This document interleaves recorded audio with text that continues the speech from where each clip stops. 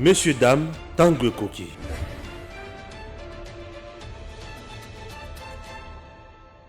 Sans plus tarder, le numéro 1 de la République démocratique du Congo, Félix Antoine Tshisekedi Tshilombo, aïe, au Tika Fololo. Suivez d'abord ce reportage et puis on se retrouve juste après. Le colonel Ferdinand Maïna Bachilo, père biologique de Madame Adèle Kainda, ministre d'État en charge du portefeuille, a tiré sa révérence à Kinshasa le 28 juillet dernier. C'est ce mercredi que la famille de l'illustre disparu a organisé des obsèques dignes en la cathédrale du centenaire protestant. Toujours plus proche des siens, le chef de l'État Félix Antoine Tshisekedi Tshilombo a personnellement fait le déplacement de ce lieu du culte pour honorer la mémoire de ce vaillant officier qui, durant toute sa vie, a servi la nation sous le drapeau. Le garant de la nation s'est incliné devant la dépouille. La princesse Adèle Kainda, fille de l'illustre disparu, ministre du portefeuille visiblement abattu, a reçu la consolation du père de la nation. Un honneur pour la grande famille royale Oussengue qui exprime sa reconnaissance à l'endroit du président de la République. Au président de la République, je voudrais lui dire merci, lui exprimer beaucoup de reconnaissance du clan Oussengue, qui est notre clan royal, et de toute la communauté Tchokwe. Nous n'avons jamais été élevés en politique comme maintenant. Nous n'avons jamais eu de valeur comme maintenant. Les mots pour qualifier ça ne sont pas aisés à donner. Il nous a beaucoup élevés en dignité et puis en se déplaçant. Et je sais qu'ils ont de très bonnes relations, elle le considère beaucoup. Ça nous touche profondément. Plusieurs personnalités et membres du gouvernement étaient présents à ce culte d'action de grâce officié par le révérend André Bukondoa, représentant légal de l'Église du Christ au Congo. Le colonel Ferdinand Maïna Bachilo, retraité de l'armée congolaise, quitte la terre des vivants à l'âge de 77 ans. Bonjour chers internautes fidèles na chaîne Nabino Eden Télévision, Otokutanaka pona kosola masolo ya mboka situation sociopolitique ya RDC ndenge nini ezoleka tokokende directement na ba titre Nabino to analyser ensemble peu boyeba qu'est-ce qui se passe na République démocratique du Congo. Na ba titre Jama Kabunde encore deuxième fois yangoyo aboyi kokendeko se représenter na Assemblée nationale. Après si réponse naye tokosola à répondre mboso, à répondre nini et pas ya mboso. Alors le président de la République qui peut nangambu naye à mettre en garde ba partenaires hypocrites autoroki kotanga ba États-Unis na ba France à lobby ceux qui ba kebité ye derrière ici, c'est la raison pour laquelle le secrétaire d'État Anthony Blinken lobby déjà azo kita awa. Alors Anthony Blinken azoya kosala nini awa. En plus nabino oyo pe bo sengaki situation oyo ezoleka situation sécurité na niveau ya Kinshasa Congo central balandelango malamu batala ba civique moko boye o babandai kocha mwa insécurité na ngambo wana musale salamaki na minute na zoe bisabino batu bakangami au moins 23 personnes bakangami déjà boyeba banani wana bakangami.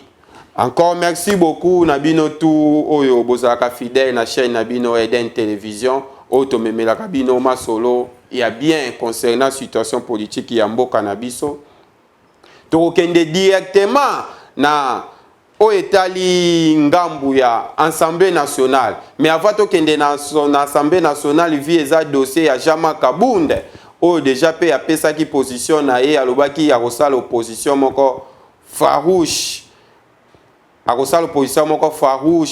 envers le président de la République Félix Tshisekedi. Opposition yango boyebinde bandaki na point de presse o ya salaki dernièrement awa o akendaki plus loin ya kolobake président de la République abimisaka budget privé butu ekendaka na mbongo soki wapi en plus memaki na bamo nyonso alobaki aza incompétent régime moko ya bajuice alobaki nyonso wana. Alors boyebi na pays au état de droit ezali ba magistrat balukaka ba dossier. Alors tant bayoki dossier wana dossier ya mbongo, alors il faut ya sokoza na ba preuve, il faut ya ko répondre yango. Nde na lobaki mettre fois omoni na mboka na biso soki mutu alingi ya banda opposition sika eloko ya liboso aitilisaka de arme ya liboso ezalaka lokuta ya mibale injure or babosani époque où le président de la République azobunda de façon que justice et quota ezalaka ka slogan te donc état de droit vraiment ebota misisa nango. Or injure publique na kati ya mibeko ya mboka na biso eza infraction. Bino moko bomoni à part dossier ya Jama Kabund, il y a une dame là où ezoleka na réseaux sociaux ya Lamuka wana bakangiye na minute azana na la police. Bozomona côté ya Lamuka bandeko na biso ya Lamuka bafongoli ba arme na bango ke non bokoma bokoki kokanga une maman ya plus âgée au moins ya 65 ans oyo pays ya ndenge nini o na kolandela makambu mama wana bandai koloba ezalaki yete parce que asambi kuna atangi batu oyo bandai kotinda ye oyo kalate ape koyoka ba okanga bango tala niveau bakomi ko utiliser mama ya batu pour na mbongo 25 000 francs pour asa la déclaration bango mo bayebi déjà que pays na biso état de droit efandi ba genre ya ba déclaration oyo bakoyi ko kanga mutu mais ba utiliser mama ya batu oyo aza innocent lelo oyo ye wana azo se retrouver na prison ya Makala po bofanda kimia bo bandi ko sala ba déclaration au régime dictatorial bazo kanga mama ya batu ya 65 ans batamboli na prison ya Makala 4 coins na tikali jamais komona ba komi ata na 1000 euros na couleur que ici moins de 40 ans ici moins de 50 ans non atoza na 90 ans soko tubi mutumbeli ba kokanga yo mama wana tanga zo sala ba discours oyo nga kutu mwana naza mobali boye na koyiko loba msu ba discours wana te pona soni ozomona mama moko boye osala ba discours ya ba injure ya ba bêtise envers le président de la République na mwasi na ye oyo na bino batu botinda kiye boyebi ke eloko oyo bakoyiko kangela ye mais vite mode opératoire na bino actuel ya opposition eza injure na lokuta bino moko bobatami botindi mama ya batu lelo mama batu azo sibi nazo senga na justice batu tu wana mama Marie le nom mama Marie watangi bakanga bango balekisa bango basamba batu na bango motivation nini oyo bandai kotinda bango ba financer mama wana de façon que afinga mokonzi ya mboka boyebi tango bandaki na epa ya papa Mboso ezalaki bien mais ko toucher président de la République basakanaka na yete. C'est la raison pour laquelle omoni bato ebele bazoloba que Jama Kabunda zo risquer 5 ans de prison. Et ça parce que a toucher côté batouchaka te. Il faut batuba sepelaka akutu régime ya omoni bakangi mutu webi ya bakangi mutu boye bolandeli epe omoni azana IPK bolandeli epe msu bomoni azana ane na régime ya Kabila ezana batu mususu batikala ko mona ndeko na bango te bawika bakanga ye ake na ane razate ake na nini azate.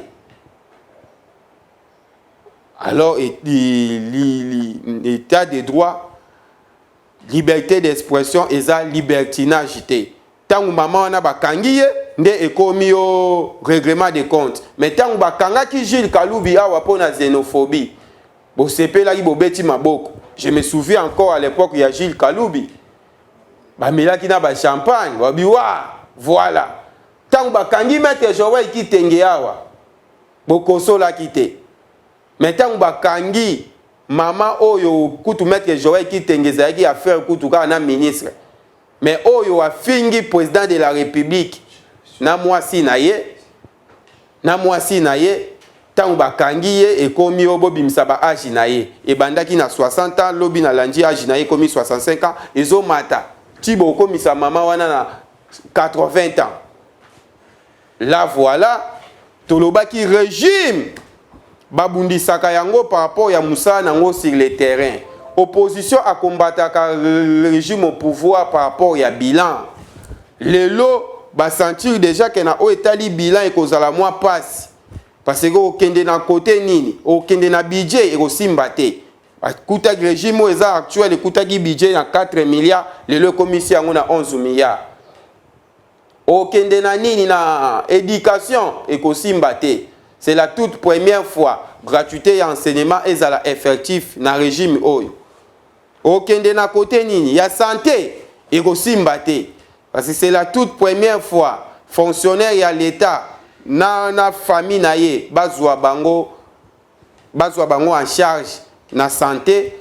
En plus c'est la toute première fois pays na biso est procédé na mesure ya santé universelle o déjà babandi yango na 9 zones et ko panza na Congo mobimba kuna pe ba kokende te bakende siko na ni na salaire ya fonctionnaire ya l'État kuna pe ba kosimba te. Parce que c'est la toute première fois salaire ya fonctionnaire ya l'État et mata au moins de 45%. Alors arme na bango sophistiqué na minitio yo ekomi injure na lokuta. O bazobo sanate ke injure eza infraction na mibeko na biso. C'est la raison mutu moko alobi omoni aliro yo opposition o bazo kende se retrouver msu ba 2023 wana prison ya makala etonda. Etonda. Kondo Etienne Tshisekedi alobaka un jour état de droit soke botam ekoti. Ekokipete, ekokanga tous les deux camps. C'est la raison pour laquelle au monita ubakendaka na Genève na ebandelia wa Fayulu était derrière président Félix Tshisekedi na Muzitu. Mais nini esalaka ke Fayulu a changé mbala moko na Muzitu kuna na Genève. Quelqu'un moko na bango ebisa bango ke wana soka bimi président akotia état de droit. Soka tie d'état de droit ekokipete ekokanga na biso ba oyo toza awa na biso tout toza wa ye kaka saint. Parce que ye a travaillé te a yibate. Katumbi azaka gouverneur, Muzitu premier ministre, Bemba azaka vice-président, Fayulu plusieurs fois député a joué pe ba fonction quoi ya ba Ecofin, économie na finance ya ville province ya Kinshasa. Donc Fati ye moko azaka saint. Ba déjà oyo soki to memiye état de droit soki koti na ba dossier na biso oyo to sala na régime ya Kabila a obimisango na mesa. Lokola bayebaki lelo oyo bolandaki rapport ya IGF ya gestion ya Katanga de 2007 à 2016 na kati wana ikokomba Moïse Katumbi kozanga te. Komba Moïse Katumbi kozanga te. Lelo oyo dossier ya Bukanga Lonzo eza na kati wana bomoni ancien premier ministre Matata Ponyo. So pe Muzitu ya zape na dossier na zo ba yepe akobima. C'est ça et mutu moko ya PPRD d'ailleurs lobby yango. Alobi ate Etienne Tshisekedi akoma président ainga sala ka makambo Félix azo sala. Ah oui, ba eko comprendre que tel père tel fils. Et donc mutu PPRD wana leli à comprendre tel père tel fils. Donc ezala ki na politique moko una nuboya robomba manjaka et après kobimisa manjaka. Kobimisa manjaka. Batu il faut ba déjà que époque est changée. Awa justice et koti na mboka. Injure publique mukamate. Fatia boya ki critique te asalaka point de presse moko boalobi critique c'est normal. Critique c'est normal. Ba critique akapo muto sala bien. Skobino bokimi na critique bokomi na ba injure. Injure ti na ba vie privée. Même na ba bêtise nde na bino ya mama Mariwana na déclaration na ewa salaki ezakutu ya soni nde bosengaka soyi bozana posa ya ni numéro na WhatsApp ezaka wana osengi ata na numéro ya WhatsApp na kotindela yo olanda maloba ya mama wana a prononcer o comprendre bino moko soki justice eza na tort to eza na raison na ndenge bakangi ye. Na ndenge bakangi ye. Même méthode oyo ezosala ke Jean-Marc Kabund a se retrouvé na situation oyo aza nango na minute oyo. Boyebi Jean-Marc Kabund tango atobolaki bapine ya mama Marx bakangaki ete tango Jean-Marc Kabund atikaki lettre ya démission bakangaki ete parti oyo koki kofunda Jean-Marc Kabund na justice ezalaki nde IDPS. Ezalaki nde IDPS parce que yende mutu IDPS mutu asibire façon ya mal gestion ya politique ya Jean-Marc Kabund na o etali ba carte na o etali construction ya permanence na yango mais IDPS atikala jamais kofunda Jean-Marc Kabund eloko esali ke Jean-Marc Kabund se retrouver na eloko azo se retrouver na minute oyo eza point de presse na ye oyo asalaki récemment awa yango justice asengi kaka azana posa oya obimisa ba preuve par rapport ya makambo lobaki lelo akomi kokima lelo ezalaki deuxième jour parce que première fois akima ki lelo ezalaki deuxième fois Jean-Marc Kabund aya ko se représenter dans l'Assemblée nationale. Jean-Marc Kabund encore une fois Jean-Marc Kabund akimi kokima ya Jean-Marc Kabund à répondre na mboso. Jean-Marc Kabund à répondre na mboso. Natangela bino. Jean-Marc Kabund écrit à président de l'Assemblée nationale Christophe Mboso Kodia. En tant qu'organe de l'Assemblée nationale, le bureau ne devrait pas statuer précipitamment sur la demande d'autorisation de poursuites et de la levée des immunités aussi longtemps que l'instruction judiciaire est en cours. Là voilà. Atiaki lolendo. Donc ya boulaki tango babandi makambo wana ezalaki donc sous forme moko donc ba menacer ba kangisa ye munoko. Te. Amoni vraiment que makambo ko mystérieux ko. De l'eau bandé ko protéger nga donc carapace. O est protégé et protégeaka la tortue. Bazo longolango immunité. Akomi ko kima. La voilà kalate boroyoka awa justice a ko utiliser sikoyo forcing tangu bazo benga ye na malembe. D'ailleurs Jean-Marc Mboso Kodia a répondaki ye tangu aboya ki ko kende na invitation ya liboso. Alobi monsieur Jean-Marc Kabund o eza chance na yo to pesi yo de façon que oya na malembe. Oya na malembe to solo la par rapport ya makambu oyo parquet près de la cour de cassation a komeli biso. Jean-Marc Kabund kimi d'autre part ingi kolobake Jean-Marc Kabund azo reconnaître que en réalité azana ina ba preuve ya makambo alobaki. Do azana ina ba preuve. Donc il reconnaît que preuve eza nango te alobaki kaka toujours na méthode ya sika ya ba opposition ya ba opposant na biso nde na yebisaki bino il faut obima na injure il faut obima na lokuta po ozwa mwa population na sima na yo mais tango okende na prison okende ye moko kamere pe tango akendaka kosamba population bazalaka ebele yekuta kendaka na cortège permettez yekuta kendaka na cortège mais tango akomi ba se retrouvaka na boloko ezalaka ye moko ye pe batindaki ye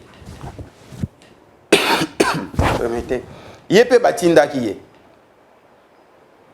ezalaki na volonté na ye moko te tolobaki yango bien bato bapreparaki mama na complot ebi complot so ibo préparer esimbi te ezala toujours kana ba victime lelo tozomona François Beya na boloko nyonso wana yai complot moko boyinga isala biteye abimi victime. Lelo jama kabunda on se retrouvé pe na boloko. Nyonso wana ezali pe na complot. Oyo pe abande ko jouer rôle moko important o esimbite o yesiko akosibir baninga na ye ba okima ye. Baninga na ye ba okima ye. Bino mo bomona ki apo point de presse na ye. Akuta ina Frank Diongo ba yambani ba Mike Mkebai ba ye ba féliciter bila voilà. Or babande ko dindisa na libulu sans que ye ayeba. Lelo ye moko a se retrouver devant la justice. Mon côté akoya wana ko soutenir ye. Na banzi na consultation ngwa Kabunda lobaki akobanda consultation ke consulter Kabila ok consulter na Martin Fayulu et simba isute parce que a se retrouver kalaté na boloko. A se retrouver kalaté na boloko.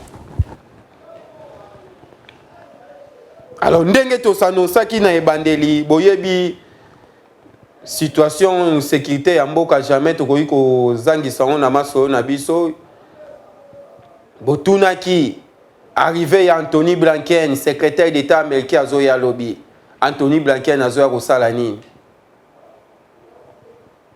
Anthony Blinken azoya kosala nini? C'est la toute première fois banda azui fonction wana aya na achiamako na République démocratique du Congo. Mais la deuxième fois naye aya na niveau ya Afrique. Pourquoi azoya na République démocratique du Congo? Alors une de tolobaka politique échangeaka de temps en temps. Politique échangera de temps en temps. Le président de la République na makambo ezo ko se poser entre biso na M23 Fati ayebaki déjà que M23 a refaire face na armée na bisote. Ata za soutenir na Rwanda ba okokaka raté. Alors eza na force moko boye o ezalaki na sima ya Rwanda. Réellement force moko ezalaki na sima ya Rwanda puissance toloba o ezalaki na sima ya Rwanda o ebandai kotinda Rwanda a continué ko soutenir M23. C'est la raison pour laquelle ata Monusco azalaki incapable à un moment donné ya ko condamner Rwanda na o etali soutien ya M23. Ya ko condamner Rwanda na o etali soutien ya M23. Par rapport à récent rapport ya ba expert ya Nations Unies otokolobelango nini yango esali ke rapport wana ebima na tangu oyo na banzi soki tozongi mwa muke président de la République azalaki na visite privée asalaki na niveau ya Espagne na Marbella. C'est kuna nde président a décanté situation tout en silence. Le chef de l'État a proposé qu'il y ait les cas entre biso na M23 des volets. Volet diplomatique au alobaki a okene nango ya liboso et ngai kolobate ke a exclure volet militaire. A privilégier qui na nous diplomatie, c'est que guerre musu spécial la diplomatie. Et sa première expérience c'était en 2020 ce qui tozongi entre armée na biso na armée zambien ezalaki moi climat moko ya bien te boyokaki armée zambien babotolaki territoire moko boye na niveau ya na province ya Tanganyika wana d'ailleurs to lobela pe mambo province ya Tanganyika ngo wa mais armée zambien bazonga lisasi ebeta te contrairement soki tokendaki na façon ya guerre sous guerre wana ingaki coûter cher boyebi ke guerre ezalaka na budget. Le président de la République a souhaité qu'il na nous voler la diplomatie ndenge moko na o etali makambu ya M23. Mais na voler la diplomatie na ye alobaki eza voler ya faiblesse te. Po batu mususu tango baki Fati azu voler la diplomatie bakanisi Fati yake ko dialoguer na M23 ko ndima accord na bango ya 2013 te.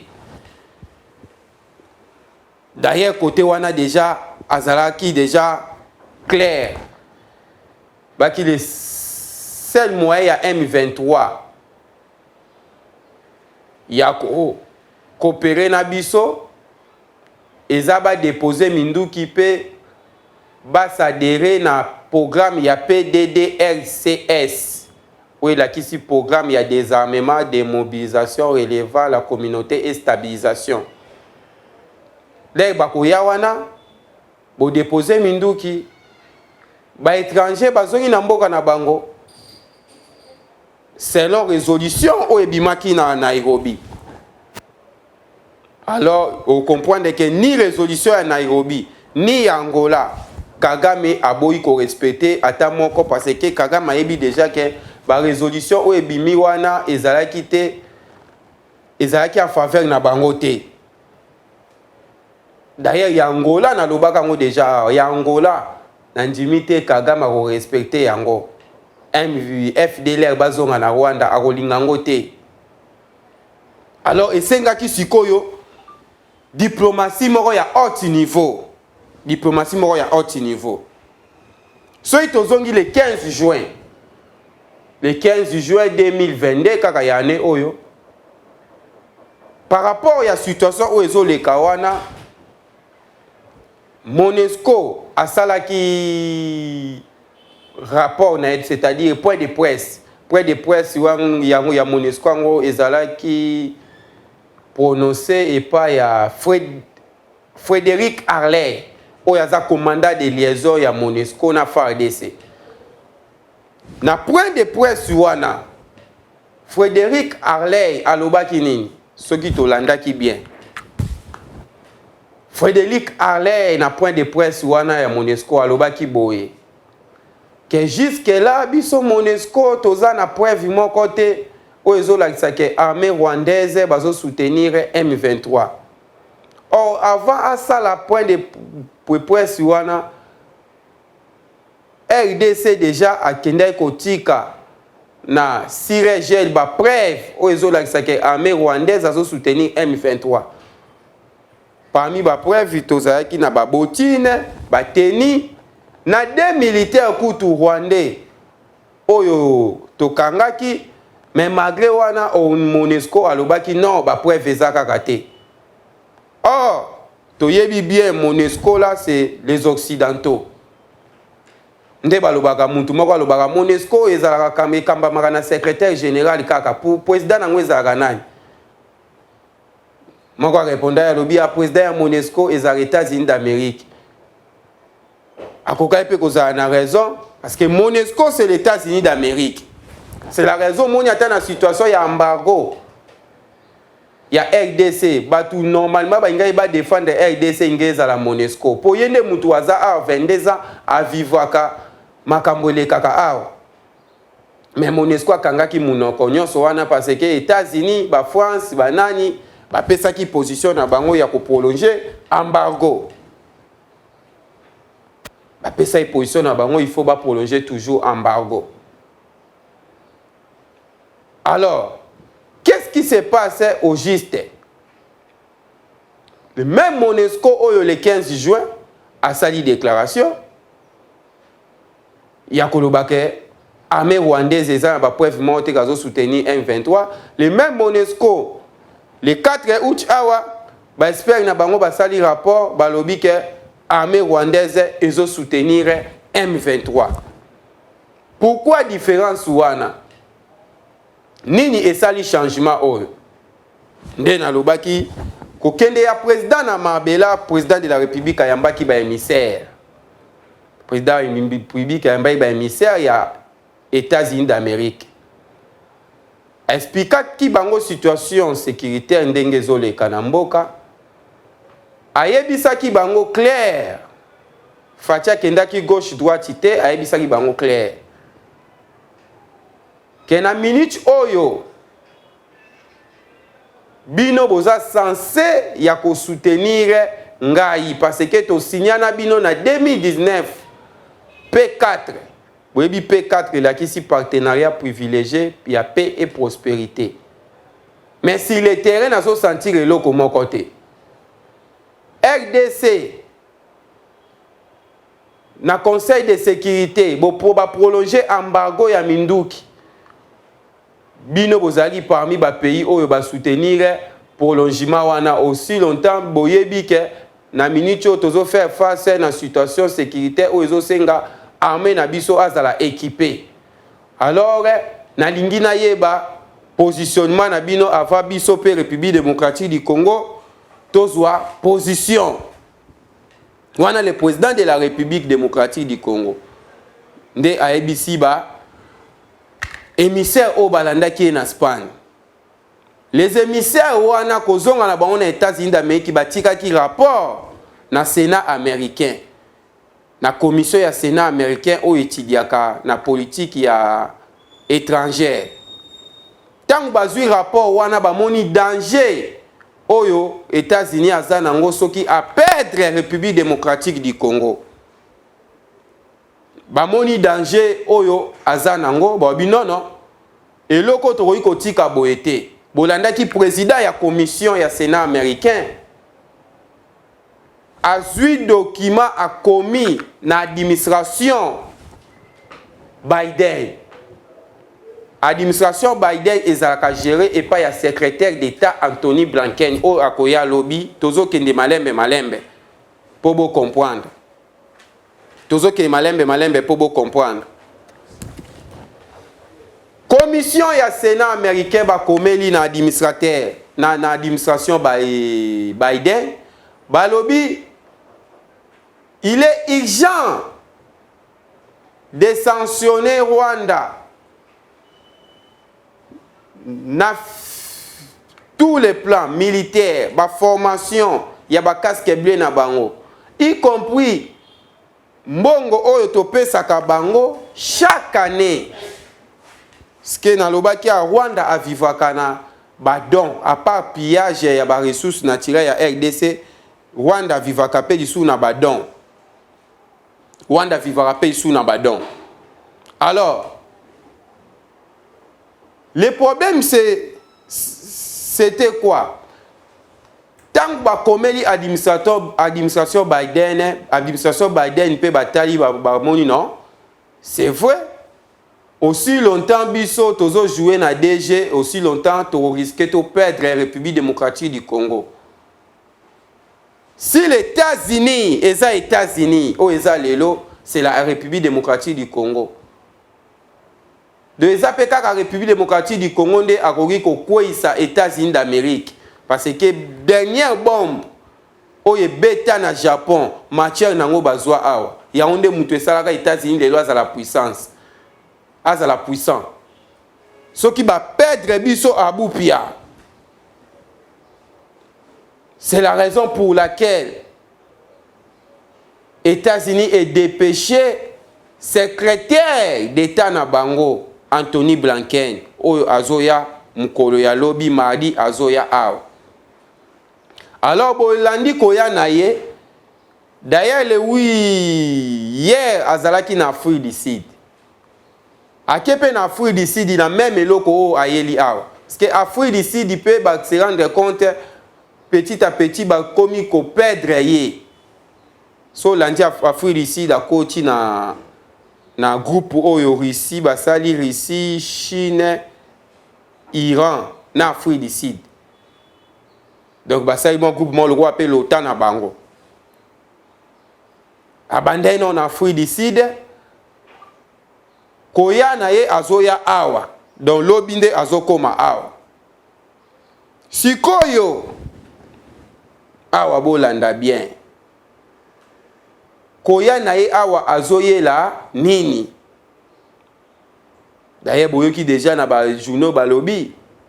Koya ya Anthony Blinken eza juste azongis encore relation na République démocratique du Congo, relation wana ezalaka kate ya maloba mais ezala ti na ba acte. Surtout na o etali situation sécurité.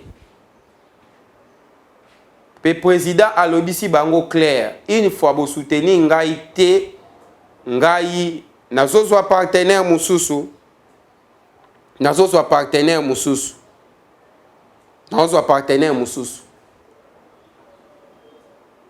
Alors, avant Anthony Blinken nango pe aya, le 4 août, oyo bolanda ki rapport ya ba expert ya Nations Unies, oyo ba bimisi balobi ba condamné balobi réellement armée rwandaise nde ezo soutenir M23, le 4 août wana na avant midi na yango.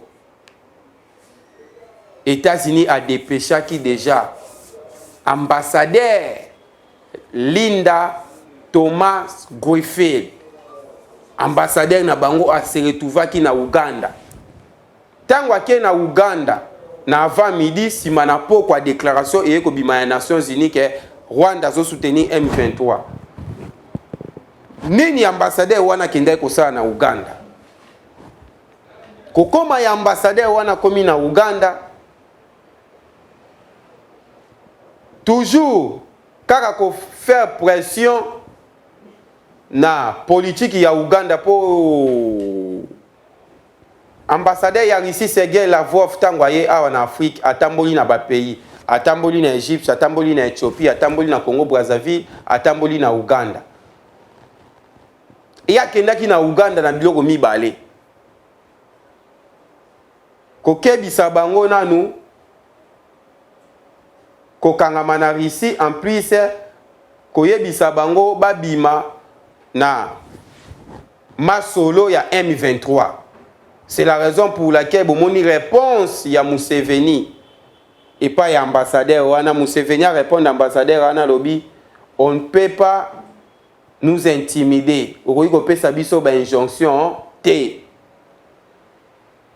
Tant kaka Museveni répond ambassadeur wana bongo ale na pokwa nango bomoni rapport ya ba expert ya Nations Unies.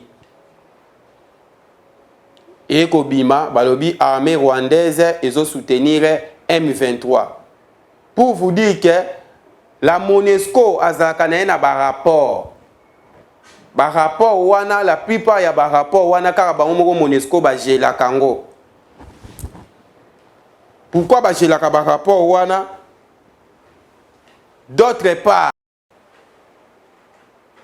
eza na ba puissance oyo ba manipulaka bango. D'autre part, eza na batu mususu oyo bazala awa o ba travaillaka na MONUSCO de façon que afina ba rapport mususu. Boyebi régime ya Kabila ezaki régime oyo elekaki na ba rapport ebele na ba régime nyonso. So ke na MONUSCO biba bimisa ba rapport ka ya régime ya Kabila eza au moins tala livre ya ba rapport. Mais si lelo ata rapport mon côté au mona et frappa batu ya Kabila et frappa na yemoko Kabila nyonso wana parce que régime ya Kalibanda ko financer MONUSCO pour na ba fina ba rapport mususu. On peut sabino exemple soki tozongi na 2020 plutôt wana Kabila za sous présidenté awa représentant ya MONUSCO ezaki Leila Zerougi à l'époque. Mais Leila Zerougi bandai ko kendo kuta na Kabila. Kabila ucho za na ferme ya Kashamata. Bitu keita ucho kuta na ekuna. Akibagenda ko kuta na ye pourquoi? Eza na ba rapport oyo balakisaka eti lelo oye afutaka. Tala rapport o soko lobite tozokendo tikango. Donc bango bafutaka ba rapport ya ba massacre ya babundu ya mayala, ba rapport ya ba expert ya Nations Unies, ba rapport ezebele. Alors politique wana pe ba ingaki ba membela président Félix yango, c'est-à-dire ba latisa emo eloko moko boye de façon que ba koma ko manipuler nde ba manipuler ki Kabila. C'est la raison pour laquelle tango confrontation e bandi entre population na MONUSCO na est du pays. Bolanda ki déclaration ya Antonio Guterres alobaki nini? Eloko esala meza crime contre l'humanité. Batutu basali eloko oyo, il faut bakanga bango. Abande ko viser directement abulaki déclaration wana et ko affaibli président Félix Tshisekedi. Or Fati a contourné ye moko a se retrouver que so ina mekinga imo na kota na filet. Parce que monde mobimba ba moni que MONUSCO nde abomi population ebele na est. Au moins 36 morts oyo bakufi na bali ya MONUSCO. Donc po ba doser loko wana nde oyo komona kaka ba oyo babandai koboya armée rwandaise azo soutenir kaka ba eko bima isusu armée rwandaise azo soutenir M23. Changement ya langage. Donc MONUSCO akangami na mutambu na ye moko. Mais avant Fatih Ayamba, secrétaire d'État américain, le président de la République a bandi consultation na ndenge na ye. Parce que azaki na debiloko oyo abandai koluka ya liboso. Conseil de sécurité va reconnaître que Rwanda zo soutenir M23. Yami Balé. Il faut qu'on abanda consultation pour azwa majorité na vote ou ekoleka na conseil de sécurité de façon que Rwanda azwa mbano na ye sans ba sanctionner ye. Consultation ngo fatia banda ki ngo mukolo ya samedi. Le président de la République a bandi ko consulter ambassade ya bandi non ko consulter na ambassadeur ya France. De ambassadeur ya France ya RDC Bruno Aubert. Fatia bandi ko consulter, Fatia consulter ambassadeur wana. Pourquoi abandi na France? Parce que France a parmi les 5 pays membres permanents du Conseil de sécurité des Nations Unies. Mais France wana a blakisi biso déjà face na ye. Na dernier vote au esalami na niveau ya Conseil de sécurité o esali ke ba prolonger embargo na biso eloko wana ezalaki na initiative ya ba français. Ezalaki sous une initiative ya ba français. Alors président de la République soko landi na masolo o ba sololi na Aubert ambassadeur ya France awa fuiti vraiment ebimité. Mais selon source parce que ndé balobaka les mis en des oreilles. Le président de la République azalaki ferme à ABC Bango na pesibino dernière chance. Na pesibino dernière chance. Dernière chance na pesibino eza ya vote na bino na niveau ya Conseil de sécurité des Nations Unies. Kuna nde eko confirmer soki biso na bino toza en bon terme toté. Naza na posa ya vote na bino. Après wana, le président de la République a soukaki wana te alambaki pe sou ya Chine. Oyebi Chine pe aza parmi ba 5 pays membres permanents ya Conseil de sécurité des Nations Unies.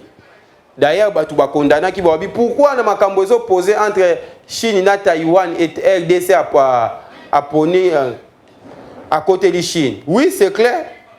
Na minute eza politique à flatterie. Toza na posa ya voix ya Chine wana na Conseil de sécurité des Nations Unies. Pour ba sanctionner Rwanda. Pour ba sanctionner Rwanda. Il faut to sanate na o etali makambo etali embargo. Chine na Russie bazaki pour na biso. États-Unis azali pour na biso te, France azali pour na biso te. Grande-Bretagne azali pour na biso te. Alors Fatih a imposé de façon que azwa tous les 5 voix. Méthode yo ya kei na minute yango. Pe azwa yango. Mais avant azwa yango, il faut pe ko tia pression moko boye, c'est-à-dire so ibo soutenir ngai te to kati. Mais naza sira azwa yango. Naza sira azwa yango. Anthony Blinken a ya awa après awa a okende pe na Rwanda. Rôle ok ça na Rwanda eza rôle o ambassadeur na bango déjà sali na Uganda. Koyebisa Uganda abima na sima ya M23. Yepa koyebisa Rwanda bima na sima ya M23. Bima na sima ya M23. Tolobaki na makambo o ezo posé dans est du pays eza makambo oyo ezo kipe couleur politique ité. Mais ba misusu balingi ba profiter na yango. Tangu population ya est bazo kufa. Eza na mutu moko te azo sepela au moins que yoza la Franck Diongo. autant de population bazo senga départ ya Monesco ya zolo ba Monesco etika la pona élection azo bosa na te na élection ya 2006 Monesco wana zalaki mais bobenga ki élection wana tricherie na élection ya 2011 boba ki zalaki tricherie mais Monesco wana zalaki yo lobi Monesco akende te poto batu ba walinga ba tricher. Alors tu veux comprendre terme ya tricherie wana ezaka ke loko oyo bobombi. Donc bobandai ko travailler même mode opératoire na Monesco rôle bandai ko jouer et on peut bino bobandai ko jouer. C'est la raison pour laquelle na lobaki au fur et à mesure tozo avancer to découvrir bambuma ya mabe. To découvrir bambuma ya mabe. Na o etali sécurité to lobaki déjà que boyebi nyonso tozolela na o etali infiltration. Information moko yaki récemment awa ya ba infiltré rwandais na niveau ya province ya Congo central. Tango yaki ba service compétent bazwaki makambo wana na maboko ba kitaki kuna ba service à renseignement tout kosala musala na minute oyo. Pour votre information, au Bobandai pe kozela, au moins 23 personnes au Bakangi. Na 23 personnes wana, il y a des Congolais et ça pe na ba Rwandais. Na lo bakango mettre fort, moni biso mboka na biso eza moi pasi, un étranger a koyi ko manipuler ba na mboka facilement. Bakangi batu wana na minute na zo bisabino 23. Au nombre de 23.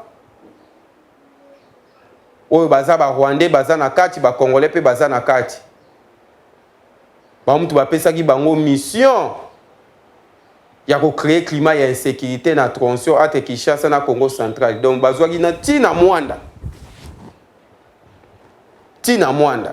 oyi ba information mususu bopesa rabiso to lingaka te to loba ombala moko na cameraman to kindaka directement en coulisses ko pesa ba service compétent de façon que balandela ngo parce que tango lobi ngo na caméra msu bango pe kuna bazolanda tango lobi ngo boye bazwa ba mesure mususu to inda ko pesa ba service compétent yango résultat yango wana 23 personnes déjà bakangi bango ba enquête zo continuer selon information 23 au bakangi batangi pe ba misusu bazape kaka awa na Kinshasa batangi pe ba homme politique mususu oyo bazalaki na sima na bango to baki côté ya Congo central ezalaki deuxième carte ya Paul Kagame pona ko déstabiliser ba institution ya mboka direct na Kinshasa via Congo central yango nyonso bawandai ko senga to fongola misu côté wana die écran bakomi ko kanga malembe na banzi oyo ezalaki importer kosoya na bino ya lelo lobi tokokuta na pona to développer masolo mususu. Que Dieu vous bénisse. Bye. Messieurs, dames, Tanguy Koki.